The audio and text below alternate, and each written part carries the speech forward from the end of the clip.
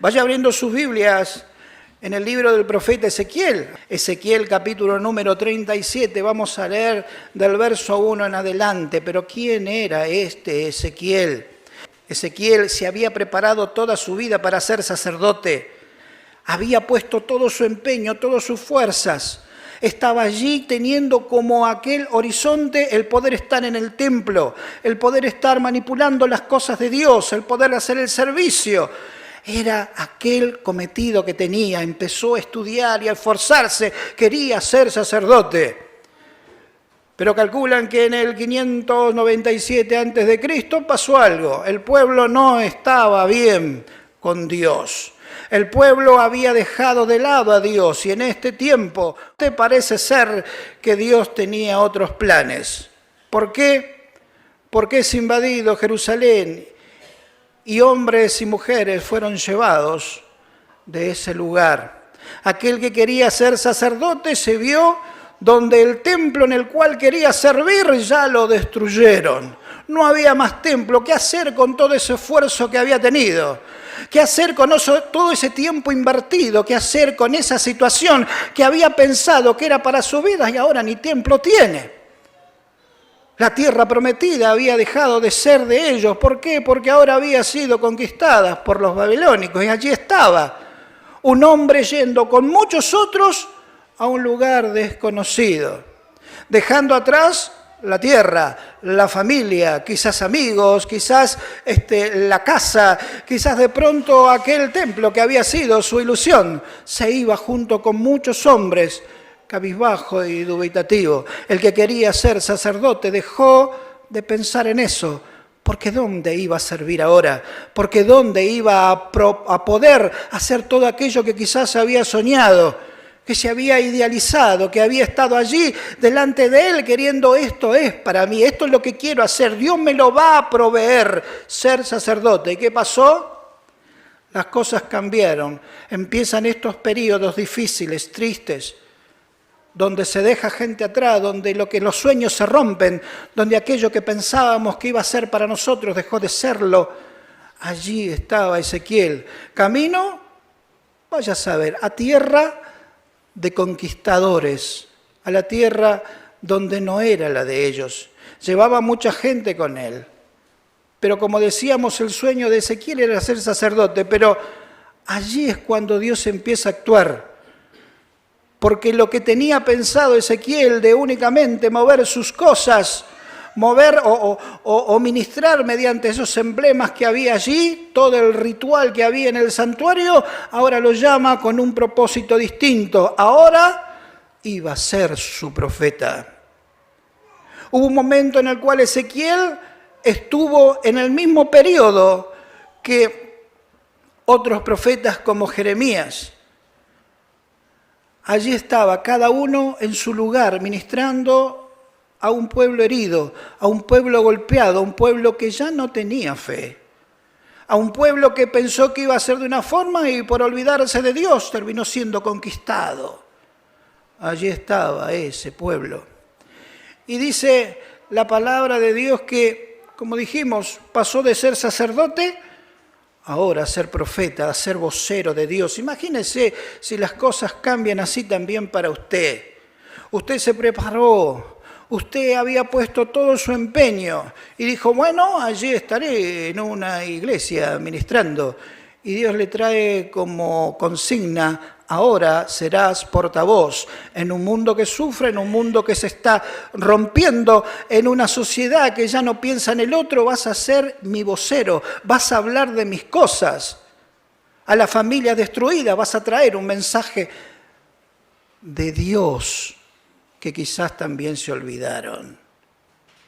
La invitación que Dios quiere hacer para cada hombre y cada mujer. No sé lo que está preparando Dios para usted, pero siempre será lo mejor, porque hacer la voluntad de Dios es lo que trae bendición a cada uno de nosotros. Y sabe, allí en el capítulo número 37, habla acerca de una invitación que le hizo. Oh, invitación no, lo llevó.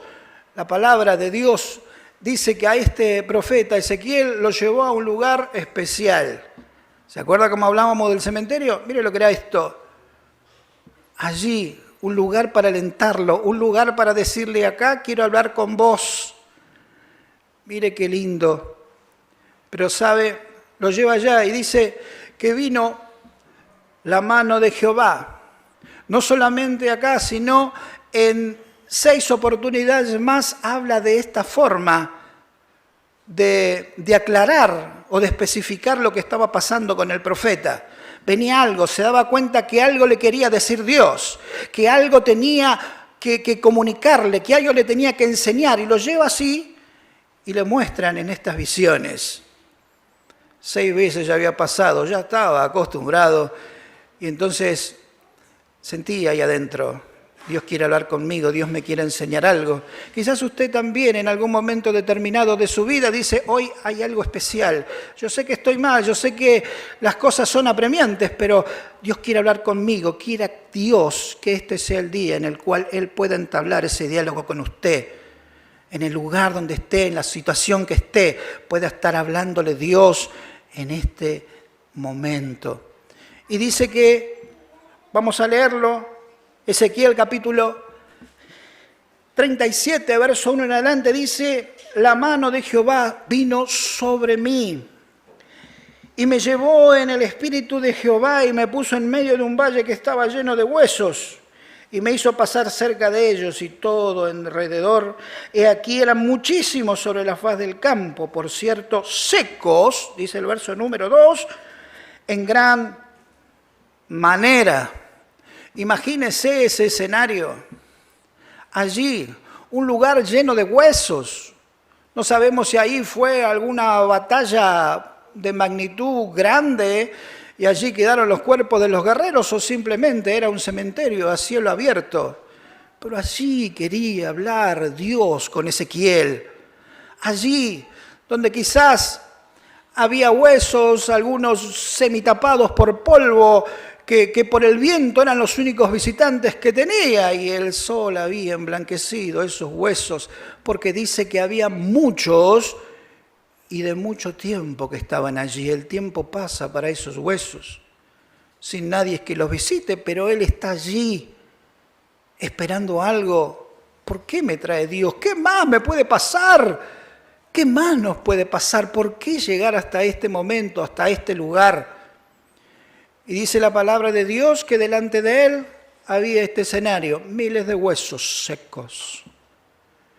Y llega la parte donde uno empieza a querer descifrar lo que Dios tiene para cada uno de aquellos que quieren oír la voz de Dios. Y dice el verso número 3. Y me dijo, hijo de hombre, ¿vivirán estos huesos? Y dije, Señor Jehová, tú lo sabes. Cuando uno empieza a leer esta situación, lo primero que le dice es, ¿vivirán estos huesos? Que ya se dio cuenta que hacía mucho que estaban en esa situación. Usted o yo, aparte de mantenerse tratando de procesar lo que estaba ocurriendo, le tendría que decir a Dios, no, uno rápido le dice, huesos secos de hace mucho tiempo, ¿cómo van a vivir? Usted y yo quizás les diríamos de esa forma a Dios, pero por algo Dios pregunta, por algo Dios hace este tipo de cuestionamiento. Y fue sabio ese Ezequiel. Ese Ezequiel le dice, no como nosotros o como yo, le hubiera dicho no, le dice, solo tú lo sabes. Cuando Dios habla de esta forma, muchas situaciones tienen que ser contestadas como esto. Hay situaciones en las cuales nos podemos estar moviendo, hay situaciones en las cuales muchas veces hasta oramos por esas situaciones. Quizás enfermedad, quizás matrimonios disueltos, quizás muchas trabas con personas, amistades que ya no estamos acostumbrados a verlos y dejamos de orar en algún momento. ¿Cuántos de nosotros, cuando predicamos a alguna persona y esa persona nos dice, no, yo no quiero saber nada de Dios, yo la verdad a Dios no lo necesito, a Dios yo tampoco le debo importar porque mi vida fue de esta forma, porque pasé esto, porque no me trató bien la vida, entonces Dios no se debe acordar de mí? A veces tenemos delante de nosotros valles de huesos secos. Y dejamos de orar porque decimos, bueno, esta persona no quiere saber nada. ¿Por qué? Si solamente Él es el que tiene control y dominio de situaciones. ¿Cuántas veces nos olvidamos porque pensamos que era difícil dejar de orar por una persona? Dejar de orar por una familia, por un vínculo que se disolvió. ¿Por qué no seguir orando? ¿Por qué no decirle, Señor, yo oro y aunque yo lo veo difícil de que pueda haber vida en esto, solo tú sabes si puede levantarlo. Solo tú sabes cómo termina esta situación. Hay un mensaje, aunque parezca extraño, hay un mensaje de aliento para cada uno de nosotros. Porque sabemos que por más que nosotros nos esforcemos, siempre la última palabra la va a tener Dios. Dios siempre llamará con misericordia, con amor y con paciencia. Esa paciencia que tuvo, ¿sabe con quién? Con usted y conmigo. Por mire que nosotros también teníamos lo nuestro, pero sin embargo seguramente hubo gente que no se cansó, hubo gente que no dijo, bueno, me parece que no va a andar para estar por estos lados. Sin embargo, ahí están adorando, bendiciendo, exaltando el nombre de nuestro Dios. Solo tú lo sabes. Y le dijo algo tremendo. ¿Vivirán? ¿Podrá resurgir? ¿Podrá levantar? Y ahí está la pregunta que le hace usted. ¿Cuántas veces dejó de orar por algo? ¿Cuántas veces yo dejé de orar por algo? Y sin embargo, hoy le tengo que decir, Señor, vuelvo a la carga, vuelvo porque solamente tú tienes el poder y la autoridad para levantarlo. Y sabe, ¿qué hacer cuando, por ejemplo, nos dice el verso número 4? Me dijo entonces, profetiza sobre estos huesos y diles, huesos secos, oíd palabra de Jehová, así ha dicho Jehová el Señor a estos huesos, he aquí yo hago entrar espíritu en vosotros y viviréis. El verso 6 dice, y pondré tendones sobre vosotros y haré subir sobre vosotros carnes, y los cubriré de piel, y pondré en vosotros espíritus, y viviréis, y sabréis que yo soy Jehová. Mire lo que le pide Dios que haga su vocero. Orar por aquello que para todos está muerto, que para todos es imposible que se revierta esa situación. Hacer o no hacer. Obedecer, aunque no entienda, quizás esa es la parte donde más nos va a costar. Y bueno, habrá que seguir con esta oración, seguir pidiendo por esta familia, por esta persona que quizás se portó bastante mal con usted, pero sin embargo necesita a Dios y vamos a seguir orando por él. Vamos a seguir pidiendo por él. Porque es lo que pide. Quizás ese que se portó mal un día, va a tener que decirle Dios gracias porque pensé que no iba a cambiar más y sin embargo está adorando tu nombre juntamente conmigo. Pero vos no sabés de quién estoy hablando. Vos no sabés de quién estoy, por quién estoy orando. Solo Él lo sabe. Profetizá, di la palabra, envía el mensaje y después Dios se va a encargar. ¿Pero obedecer o no obedecer? Allí estaba el dilema, pero cuántas cosas locas puede pedir Dios. ¿Cuántas cosas locas? Porque imagínese que le está pidiendo que le hable unos huesos, como si pudieran oír los huesos, como si pudieran obedecer los huesos. Pero el asunto no es que obedezcan los huesos, sino que uno obedezca a Dios, lo demás lo hace Dios. ¿Cuántas cosas locas? A Noé le pidió hacer una arca cuando nunca había llovido. Una locura, pero en obediencia Dios libró a Noé y a su familia. En obediencia, Moisés levantó su vara delante del mar Rojo. Una locura. Yo necesito que se abra, no levantar una vara y haciendo la obediencia, haciendo caso a esto que le pedía a Dios, el mar se abrió y el pueblo fue libre. ¿Sabe cuánta locura le puede pedir Dios? A Gedeón le pidió que redujera su ejército cuando había adelante una guerra, una batalla crucial. Le pidió a Josué que diera vueltas alrededor de una ciudad. ¿Para qué? Necesito conquistarla, no marearlos.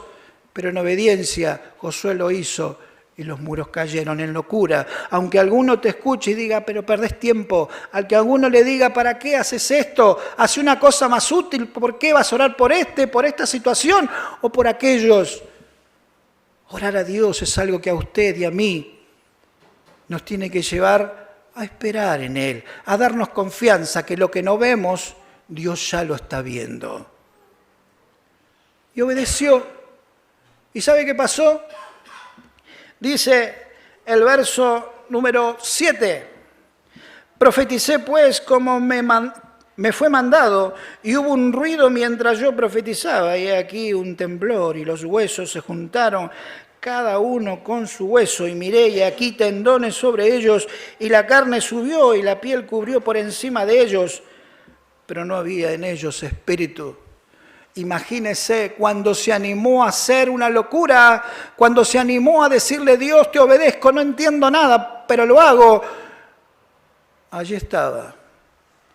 Dice que hubo un gran estruendo. Imagínese esos huesos juntándose. Yo todavía estaría corriendo. Pero sin embargo, delante de él estaba viendo cómo algo estaba pasando. Los huesos empezaron a juntarse. Los fémur se juntaron con los huesos de la pierna, con las caderas. Las columnas abrigaban aquellas costillas. El cráneo iba a donde tenía que estar. No es un curso de anatomía. Uno carece de esta enseñanza, pero me imagino eso. Empezó a ver cómo empezaban a correrse los huesos, empezaban a unirse, y ese ruido, yo creo que habrá pegado un salto para atrás Ezequiel, pero sin embargo se mantuvo, fue más valiente que lo que pudo haber sido yo. Y allí vio. Y dice la palabra que luego de esto, tendones empezaron a llegar a esos esqueletos que se fueron formando delante de los ojos de Ezequiel. Y músculos. Y luego piel cubrió ese cuerpo. Imagínese, algo grotesco. Yo creo que en las peores de sus pesadillas hubiera tenido un sueño como estos, pero allí estaba Ezequiel, y está en la palabra, y le da una enseñanza a usted y a mí de lo que puede hacer Dios. Allí está este crecimiento también.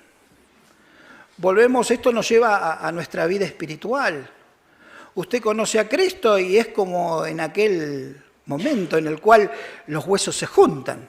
Sí, las bases de nuestra sapiencia espiritual empiezan a unirse, empezamos a tener esta costumbre de leer la palabra, de estar vinculados a ella, empezamos a tener esta unión de lo base de nuestras verdades espirituales, las verdades de la palabra, ¿sí?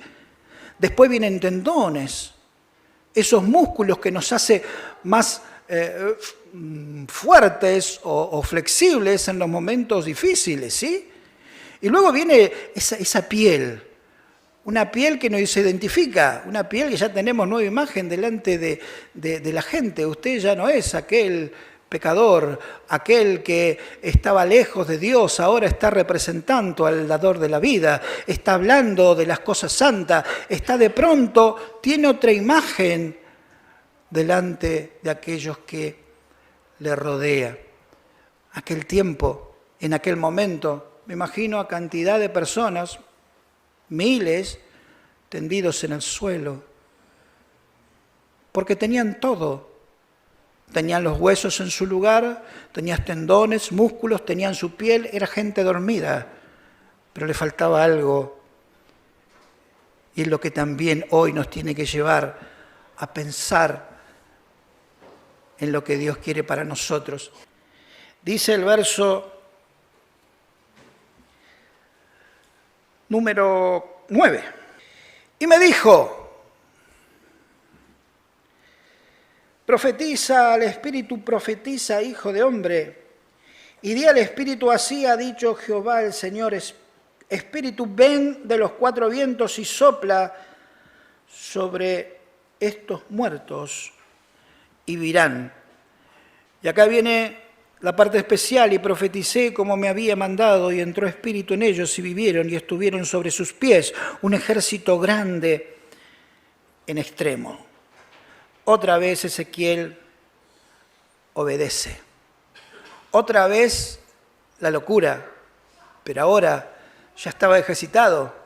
No importa que pase uno, le diga que estaba loco, que no diga cosas que no pueden ocurrir, pero sin embargo profetizó, envió la palabra, él vio el mensaje y dice que esos cuerpos empezaron a moverse, esos cuerpos empezaban a respirar, esos cuerpos empezaban a tener vida. ¿Por qué?